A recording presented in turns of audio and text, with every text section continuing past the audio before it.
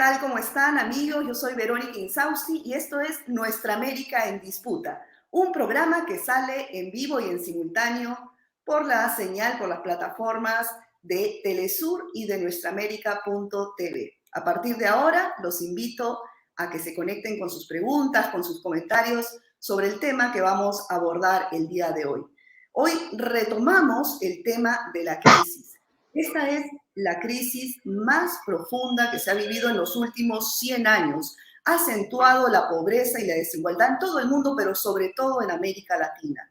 Y sobre esto, pues, se han propuesto varias formas diferentes de encarar el sistema financiero, la estructura financiera, el endeudamiento de nuestros países en la región, tanto el endeudamiento público como el corporativo. Y sobre esto trata la última investigación del economista internacional, destacado economista, profesor investigador, Óscar Ugarteche, quien nos está acompañando para esta emisión. Muchas gracias, Óscar, por estar nuevamente con nosotros. ¿Qué tal? Gracias por la invitación. Bueno, en tu última investigación titulada ¿Qué hacer ante una crisis de deuda externa? Una mirada desde el sur global. Tú planteas pues una revisión de la problemática de la deuda tanto del sector público como del sector privado, siendo esta última peor, ¿no? En el tiempo de pandemia se ha acentuado aún más que la deuda soberana. Entonces, como primera pregunta, ¿cuál ha sido el nivel de endeudamiento, ¿no?, del sector privado en América Latina? ¿Por qué dices que es aún peor que la soberana? Sí. Bueno, primero porque no hay mucha evidencia de que hayan problemas de deuda soberana nuevos. Lo que hay es los viejos problemas de Ecuador, El Salvador y Argentina, que son problemas antiguos, que no son problemas del COVID. Lo que hay en el resto de los países es un incremento de las reservas internacionales, de manera tal que, digamos, si bien hubo un aumento del gasto fiscal de parte de muchos de los países, muchos lo hicieron o con dinero que tenían guardado en un fondo o cobrando más impuestos, como en el caso de México, a gente que antes no pagaba impuestos, eso fue lo que hizo México, o tomaron un crédito, como hizo el Perú, a 100 años, pero con una tasa de interés ínfima, y entonces el impacto en general, el impacto sobre el servicio de deuda es muy pequeñito. Entonces, digamos, los gobiernos no han tenido problema, salvo Argentina, Ecuador y El Salvador. Ahora, las empresas tienen problemas por razones operativas. Todas las empresas se financian con crédito, pues. Y sobre todo las que operan en el mundo del comercio internacional. Y estas, en algún momento, se deja de producir, se cierran las fábricas y se quedan a la mitad de que les paguen lo que les deben por lo que ya vendieron y de que ellos tengan que pagarle a su proveedor de insumos. Y se quedaron cortados ahí. Eso se manejó más o menos y se pateó para adelante el asunto. No hubo, para sorpresa de muchos, no hubo problemas bancarios. Se esperaban problemas bancarios al principio. Pero una vez que las economías retoman su crecimiento, retoman su dinámica normal, tienes un problema de empresas que van a tener que volver a contratar crédito para importar insumos y tienes que asegurar que eso se normalice, y por otro lado tienes que asegurar que puedan cobrar adentro de la economía lo que les toca cobrar, porque se difirió durante los 2 años, bueno, ahora se tiene que cobrar. Y eso puede no ser tan fácil ni tan rápido. Por eso se me ocurrió que quizás una fórmula tipo una ventanilla una suerte de ventanilla de descuentos donde el préstamo vaya al Banco Central, el Banco Central entregue el dinero a quien tiene el crédito incobrable, pero se quede con una garantía, de forma tal de que no sea inyección de liquidez a la economía, sino que sea una inyección de liquidez responsable. Ahora, No hubieron sea una varias inyección de experiencias liquidez. en ese sentido, ¿no? Del Banco Centrales, por ejemplo, en Perú, que a través del Banco Central se dio una partida para préstamos a empresas, a empresas, a personas, ¿no? Eso se hizo para las más grandes. En el Perú se hizo para las más grandes. En otros países también se hizo para las más grandes. Yo lo Y que estoy funciona. hablando es de que hacerlo no para las más grandes, sino hay que hacerlo en general. Y hay que hacerlo para los que tienen crédito internacional, para convertir ese crédito internacional en un crédito interno, convertirlo en crédito nacional y resolver de esa manera el problema del riesgo cambiario. Y por el otro lado, para las empresas nacionales y para las pequeñas y medianas, darles oxígeno, porque esas son las que más han sufrido. Es decir, hemos visto cerrarse chitos, tiendas y qué sé yo, porque no tenían esta facilidad. Yo creo que con una facilidad de este tipo, con una ventanilla de este tipo, quizás podría cerrar unas actividades económicas que están colgando de la y reactivarlas con un poco más de capital de trabajo, ¿no? Es esto, que es un mecanismo de ventanilla del banco, es un poco lo que han hecho en Estados Unidos y en Europa, donde el Banco Central compra la deuda del quien sea que esté endeudado y luego la cobra. En el caso de Europa y de Estados Unidos, ellos no piden garantías. Han hecho inyección de liquidez pura y dura.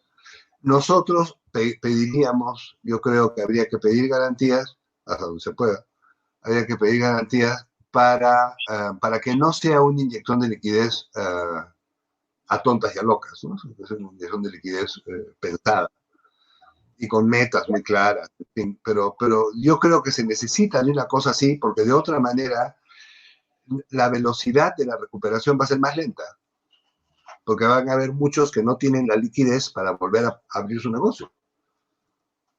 Y además de este mecanismo que estás proponiendo para el endeudamiento del sector privado, digamos, ¿qué otras herramientas se podrían tomar desde los estados para hacer frente a esta crisis del sector privado o del sector corporativo, como le llamas en el informe? Bueno, tener mecanismos de negociación internacionales, sobre todo para las grandes, ¿no? Las grandes empresas que tienen grandes deudas, que pesan mucho en la economía, que son las que han sido salvadas con crédito directo del Banco Central, es posible que necesiten grandes reestructuraciones de deuda. Estoy pensando ahorita en líneas aéreas, por ejemplo, que están todas haciendo sus operaciones en Estados Unidos, aplicando lo que se llama en Estados Unidos el capítulo 11, que es un principio de ley de quiebras. Bueno, eso tendría que dejar de ser un operativo bajo leyes de quiebras de un solo país y convertirse en un operativo con una ley de quiebra internacional. Porque en muchos casos la deuda no es en Estados Unidos, ni está con empresas estadounidenses, ni con bancos estadounidenses. Estoy pensando ahora, los grandes flujos de comercio de América del Sur son con Asia.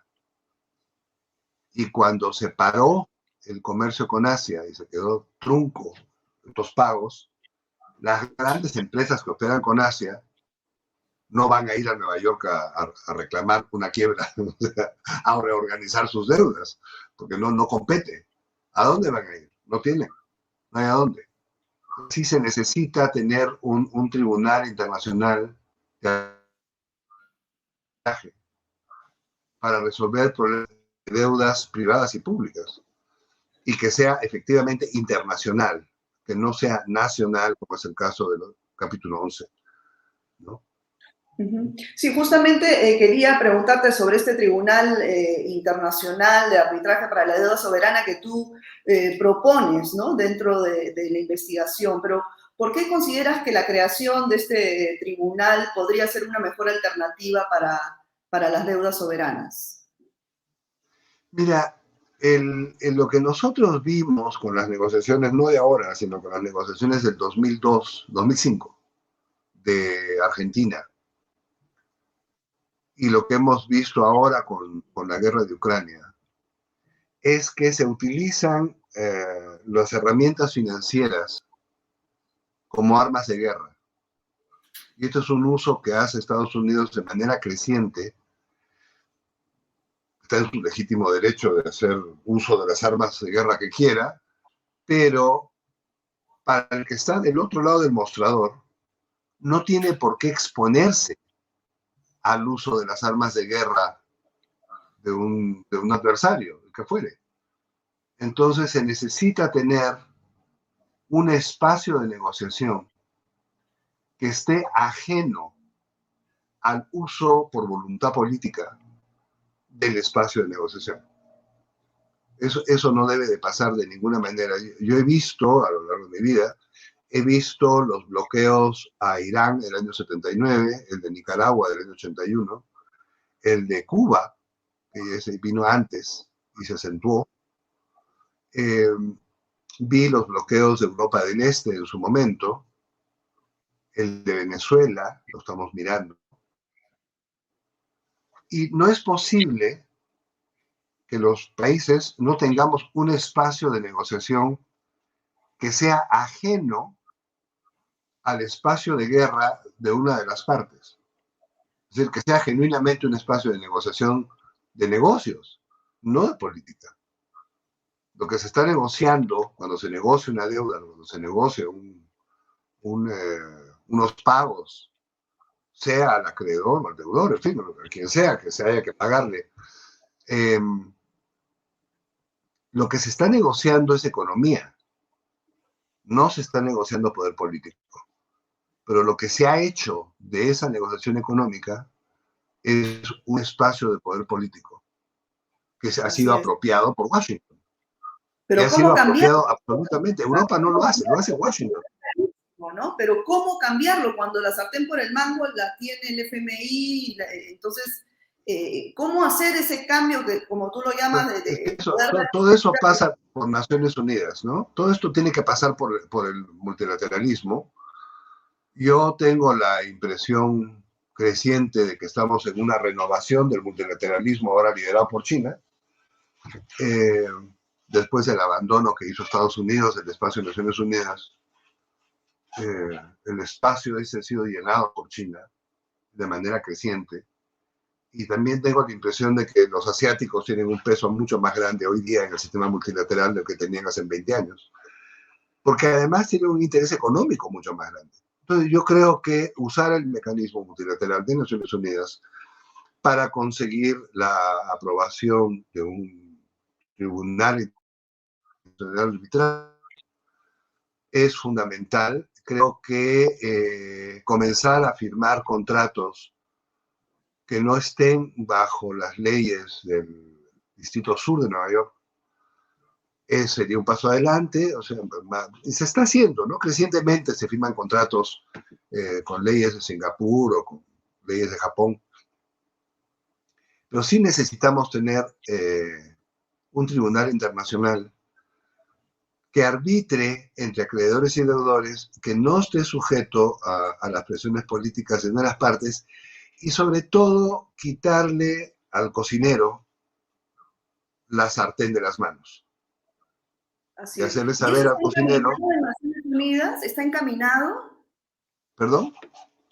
Digamos que esa propuesta del Tribunal Internacional para cambiar esta arquitectura financiera que ha funcionado hasta el momento de poder, ¿está encaminado, digamos, hay visos de que en un mediano plazo pueda haber este cambio? Está encaminado y hay mucha resistencia. Esta idea es una idea que ya tiene 20 años, más de 20 años. Esto lo hicimos con Alberto Acosta en el 2000, en la crisis del 2000, cuando se cayeron las bolsas, pensando que lo que se nos venía era un momento muy duro y salvamos, digamos, el escollo en ese momento. Para Ecuador, ese fue el momento en que dejaron el tipo de cambio. Renunciaron al sucre y pasaron al dólar. Entonces, era un momento muy crítico. Se discutió, yo por lo menos asistí durante 5 años, por lo menos 5 años, si no fueron 8 años, muchos años, al Consejo Económico y Social para discutir esto. En ese mismo espacio fue que discutimos la nueva arquitectura financiera del sur, que por razones que yo desconozco se decidió que era una idea de Hugo Chávez, pero bueno, Hugo Chávez la proporcionó mucho, sí, pero no era una idea de Hugo Chávez.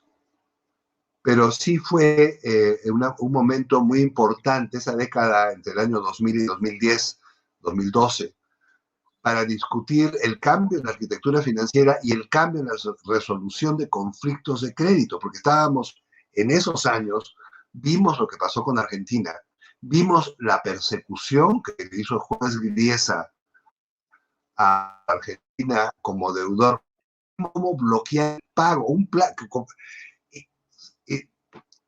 un juez introdujo un default a la Argentina con un fallo diciendo que el banco, no recuerdo el nombre del banco, no podía hacer el pago porque tenía los fondos congelados. Y entonces introdujo un default artificial. Y esto es mentira. O sea, no solamente es una injusticia gruesa, sino que es un abuso de poder. Y el sistema internacional judicial no puede basarse sobre el abuso de poder de una de las partes, porque contradice el espíritu de la justicia, ¿no? Entonces sí se discutió mucho entre el 2000 y el 2010 o 12. En Naciones Unidas, en la Asamblea General, 2 veces se discutió y eso terminó creando lo que ahora se llama el marco de negociaciones que se aprobó el año 14, pero que quedó diluido, pues, porque el propósito de lo que en su momento Cristina Kirchner promocionó el año 11 y 14, el propósito era crear una nueva arquitectura. Y ese propósito queda diluido por el nuevo marco que quedó diluido. Y ahora están los propios argentinos otra vez en la situación en que tienen que empujar cambios.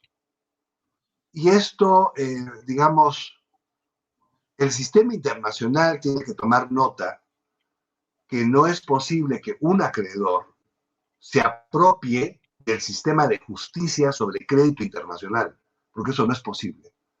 Esto es como que un acreedor dentro de un país se apropiara de toda la justicia del país para beneficio propio y no para beneficio de todos los acreedores. Y eso es cierto para los deudores igualito. O sea, tiene que haber uniformidad de trato. En esta coyuntura, digamos, está China como la potencia mundial que puede presionar para que finalmente cambie la arquitectura financiera, porque lo que comentas, claro, Argentina quizá en su momento no tenía la suficiente fuerza como para cambiar el establishment mundial, pero ahora, digamos, que la coyuntura es otra, ¿no? Entonces, mi pregunta inicial era, ¿qué tanta posibilidad hay que finalmente se concrete eso que tú vienes anunciando desde hace más de 20 años? Bueno, eso mire, yo no sé, yo estoy un poco desconectado de las discusiones en Naciones Unidas, pero lo que sí sé es que China está construyendo una nueva arquitectura, ¿no? La está construyendo con su Banco Asiático de Infraestructura, con su proyecto de la Ruta de la Seda, con el nuevo papel que tiene la banca china en el mundo, su papel como acreedor internacional importante, y en medio de eso tiene la posibilidad, bueno, tiene el yuan, que está promocionando el yuan como moneda internacional con más o menos éxito, pero lo está promocionando muy fuertemente y ahora lo está promocionando más con la guerra de Ucrania.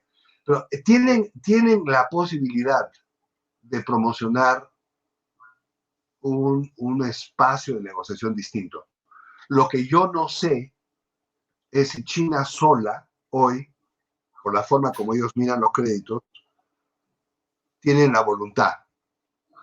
¿Y por qué digo esto? Porque por lo que he visto en las últimas negociaciones de China con deudores de América Latina, de Argentina y El Salvador, ellos cobran en especie.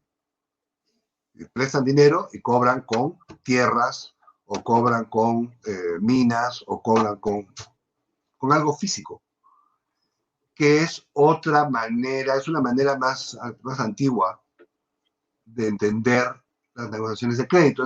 Esos eran los mecanismos que se usaban en el siglo XVII, ¿no? Siglo XVIII, cuando llegaba alguien de la colonia y se debía, y entonces a cambio de lo que debía se entregaba la hacienda.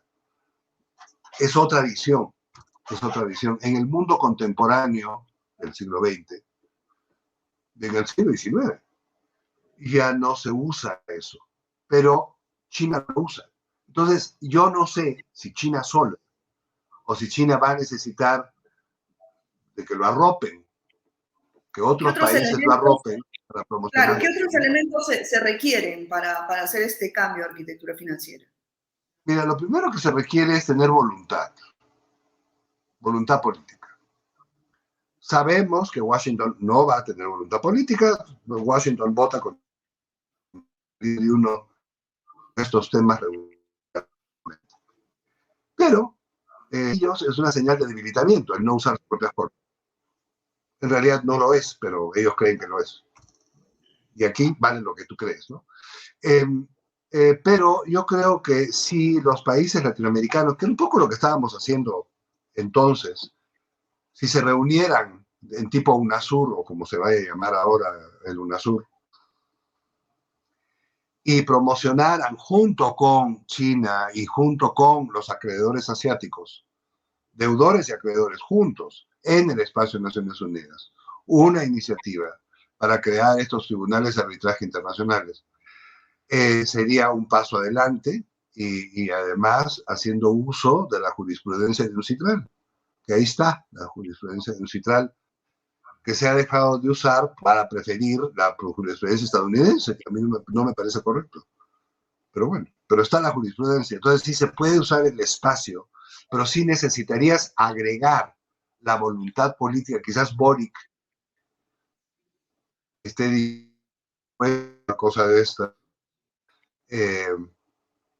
y sumar a los países latinoamericanos con los asiáticos en la promoción de nuevos mecanismos de negociación de deuda, no pensando en ahora, porque ahora no hay, como digo, mayores problemas, más que los que se están tratando, que ya se están tratando, pero hay que prevenir lo que viene, porque algún día va a volver a haber un problema cíclico, ¿no? Y cuando Claro. vuelva a haber un problema cíclico, vamos a estar otra vez todos en las mismas. Entonces sí se necesita tener los mecanismos instalados. Pero para ahorita lo que hay que resolver son los problemas privados, yo creo, sobre todo, y esos no requieren ahorita de Tribunal Internacional. Sería mejor si los tuvieran, sí, pero ahorita lo que se necesita es que los bancos centrales abran sus ventanillas de crédito y con garantías entreguen créditos a las medianas y pequeñas empresas para que éstas puedan reactivar su economía y su actividad económica y podamos regresar a niveles de producción como los que tuvimos. En ese sentido, el Perú es un país afortunado, su nivel de producción regresó al año 19, más o menos pronto, pero hay muchos países que no lo han hecho, ¿no? Perú y Chile regresaron, otros países no. Y es un Así. problema mayor. Es decir, yo veo aquí en México, yo veo muchos negocios cerrados porque no han tenido capacidad de regresar a su ritmo normal. Bueno, Oscar, muchísimas gracias. Se nos ha ido el tiempo, han quedado muchos temas en el tintero, pero esperamos volver a contar contigo en una otra oportunidad para seguir con este tema que viene en desarrollo. Gracias, Oscar. Claro, sí, con muchísimo gusto. Gracias. Bueno, muy bien. Bueno, amigos, los que quieren ver el informe completo de esta última investigación del destacado economista internacional, Oscar Ugarteche, pueden entrar a la página web de latindad.org y ahí está el informe colgado completo. Se titula ¿Qué hacer ante una crisis de deuda externa? Una mirada desde el sur global para un problema público y privado. Bueno, conmigo ha sido todo por hoy. Nos vemos en una próxima emisión de Nuestra América en Disputa. Cuídense mucho. Chao.